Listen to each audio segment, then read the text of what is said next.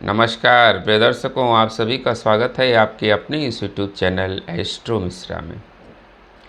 दर्शकों, देवगुरु बृहस्पति का ट्रांजिट 18 अक्टूबर को हो चुका है। 18 अक्टूबर को देवगुरु बृहस्पति जो है वो कर्क राशि में जा चुके हैं। कर्क राशि में देवगुरु बृहस्पति बहुत अच्छी स्थिति में माने जाते हैं, क्योंकि ये इनके मित्र चंद्रमा की राशि है और चंद्रमा की राशि में, चंद्रमा के घर में जब गुरु जाते हैं तो ये बहुत कंफर्टेबल पोजीशन में होते हैं और बहुत मजबूत स्थिति में होते हैं। ये स्थिति जो है देवगुरु बृहस्पति के लिए बहुत अच्छी मानी जाती है। और यहाँ चूँकि गुरु इस समय अतिचारी हैं, इस वजह से गुरु जो है इस बार 1 साल का समय यहाँ नहीं बिताएंगे। यहाँ ये सिर्फ 5 दिसंबर तक ही रहेंगे और 5 दिसंबर तक जो रहेंगे उसमें भी सिर्फ 11 नवंबर तक ही ये मार्गी रहेंगे। यानी 11 नवंबर से पहले 11 नवंबर को ये फिर वक्री हो जाएंगे। यानी 18 अक्टूबर से लेकर और 11 नवंबर तक ही हमको गुरु की पॉजिटिविटी मिल पाएगी। यानी गुरु जो इस समय एग्जॉल्टेड हुए हैं, इसका अगर हम शुद्ध रूप से लाभ लेना चाहें तो ये बहुत छोटा सा समय है, लगभग 22-23 दिन का समय है। सिर्फ जो है 18 अक्टूबर से 11 नवंबर तक ही ये आपको लाभ दे पाएंगे। इसके बाद गुरु फिर वक्री हो जाएंगे और जब वक्री हो जाएंगे तो स्थितियां फिर जस की तस हो जाएंगी। जैसे पहले वो रिजल्ट दे रहे थे मिथुन में, ले देकर वैसे ही स्थिति फिर पैदा हो जाएगी। यानी इसको अगर कहा जाए तो 4 दिन की चांदनी फिर अंधेरी रात। गुरु जो है सिर्फ 22-23 दिन ही अपना शुभ परिणाम दे पाएंगे। इस समय देश दुनिया में आप देखेंगे कि शांति समझौता आपको होता हुआ दिखाई देगा। भले ही ये 22 दिन का समय है, लेकिन ये छोटा सा समय ही लोगों के लिए बड़ा सुकून भरा हो सकता है। जहाँ पीछे बहुत सारे प्लैनेटरी कॉम्बिनेशंस नेगेटिव काम कर रहे हैं, उसमें गुरु का ये एग्जॉल्टेड होना उसमें राहत जरूर देगा।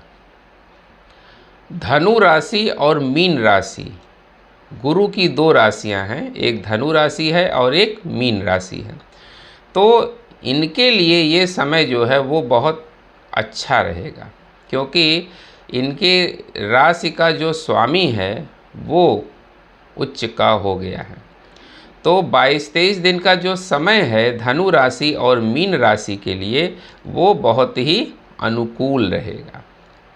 तो चूँकि कर्क राशि में ये जा रहे हैं तो कर्क राशि के लिए भी ये समय बहुत अच्छा रहेगा। भले ही ये छोटा सा समय है, 22-23 दिन का समय ही है, लेकिन यही 22-23 दिन का समय जो है आपको कोई बहुत बड़ी राहत की खबर दे सकता है। और देश दुनिया में भी आप देखेंगे इस समय जो है मानवता जागृत होते हुए आपको दिखाई देगी। अभी आपने इजराइल और हमास का शांति समझौता देखा मिडिल ईस्ट में। हालांकि ये ज़्यादा समय तक नहीं चल पाएगा। ये जैसे ही 11 नवंबर को गुरु फिर वक्री हो जाएंगे, आप देखेंगे परिस्थितियां फिर पुरानी स्थिति में पहुंच जाएंगी। यानी फिर जो है जो समझौते हुए हैं वो टूटते हुए दिखाई देंगे आपको। मतलब वहाँ टेंशन्स जो है वो फिर शुरू हो जाएंगी। 2 देशों के बीच में फिर टेंशन शुरू हो जाएगी। युद्ध के नए फ्रंट जो खुले हुए थे वो फिर से खुलने लगेंगे और नए नए फ्रंट भी खुल सकते हैं। तो ये जो हमने बात की कि ये जो गुरु वक्री हो रहे हैं बहुत जल्दी, इसकी वजह से जो है ये दिक्कत है। अगर ये गुरु पूरे 1 साल तक कर्क राशि में रहते तो ये बहुत अच्छा समय और बड़ा स्वर्णिम समय पूरे 1 साल के लिए रहता। लेकिन विडंबना ये है कि गुरु इस समय अतिचारी हैं और ये लंबे समय तक अतिचारी रहेंगे। 2032 तक गुरु जो है वो अतिचारी रहेंगे। ऐसे ही गुरु का जो है अलग अलग राशियों में ट्रांजिट होगा, वक्री होंगे, मार्गी होंगे। ये स्थितियां 2032 तक ऐसे ही चलती रहेंगी।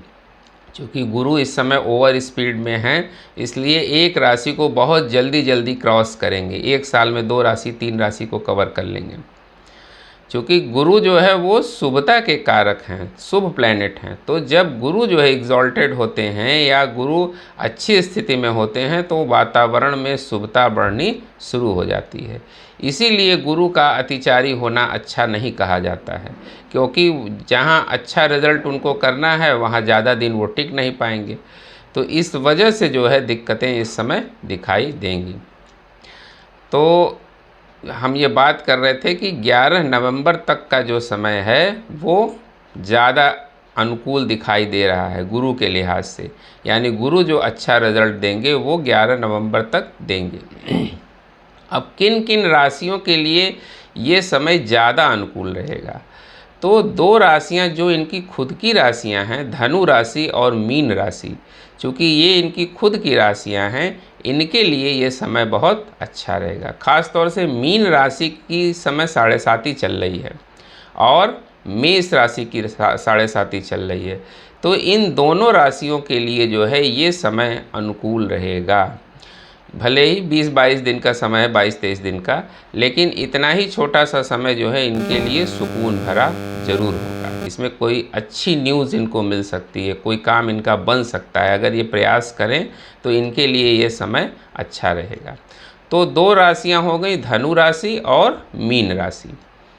और इसके अलावा जो जहां इनकी दृष्टि पड़ेगी वहां भी लाभ मिलेगा। जैसे वृश्चिक राशि, वृश्चिक राशि पर गुरु की दृष्टि पड़ेगी। क्योंकि गुरु की जो दृष्टि होती है वो अमृतमयी मानी जाती है। गुरु जहाँ बैठते हैं वहाँ तो नुकसान करते हैं, लेकिन गुरु की दृष्टि जहाँ पड़ती है वो स्थान जो है वो पवित्र हो जाता है। तो गुरु की जो दृष्टि पड़ेगी वो पहली दृष्टि जो 5वीं दृष्टि पड़ेगी वो वृश्चिक राशि पर पड़ेगी। तो वृश्चिक राशि और वृश्चिक लग्न के लिए भी ये समय बहुत अनुकूल होगा। 7वीं दृष्टि इनकी जो पड़ेगी वो मकर राशि पर पड़ेगी। तो मकर राशि और मकर लग्न के लिए भी ये समय अच्छा रहेगा। और इसके बाद मीन राशि और मीन लग्न के लिए तो ये समय अनुकूल है ही। तो ये जो राशियां हैं यानी धनु, मीन, मकर और वृश्चिक, इन राशि लग्न वालों के लिए भी अच्छा रहेगा। इसके अलावा मेष राशि, मेष राशि के लिए भी ये समय अच्छा रहेगा। उनके स्वास्थ्य में अगर कोई लंबी समस्या चल रही थी तो उसमें भी उनको सुधार होता हुआ दिखाई देगा। इस समय उनका कोई प्रमोशन वगैरह भी हो सकता है। हालांकि छोटा सा ही समय है, लेकिन उनको इसमें लाभ होता हुआ दिखाई दे रहा है। बाकी कर्क राशि के लिए तो ये समय अनुकूल है ही, क्योंकि कर्क राशि में गुरु गए ही हैं, तो उनके लिए भी बहुत अच्छा समय ये रहेगा। तो इन राशियों के लिए जो है वो बहुत अनुकूल ये समय रहेगा। बाकी राशियों के लिए सामान्य रहेगा। नुकसान तो किसी को नहीं होगा, ऐसा नहीं है। 12 में से किसी राशि को भी कोई बहुत बड़ा नुकसान गुरु के जाने से नहीं होगा।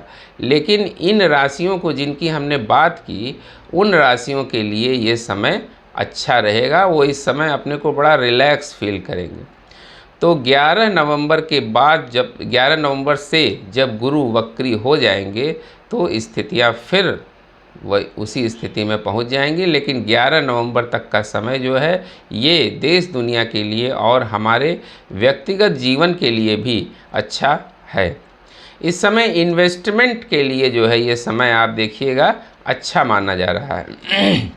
क्योंकि गुरु जो है वो गोल्ड को रिप्रेजेंट करते हैं। अगर कमोडिटी में हम देखें तो गोल्ड को रिप्रेजेंट करते हैं। तो गोल्ड में इन्वेस्टमेंट के लिए ये समय जो है 11 नवंबर से पहले तक का समय जो है वो काफ़ी अच्छा है।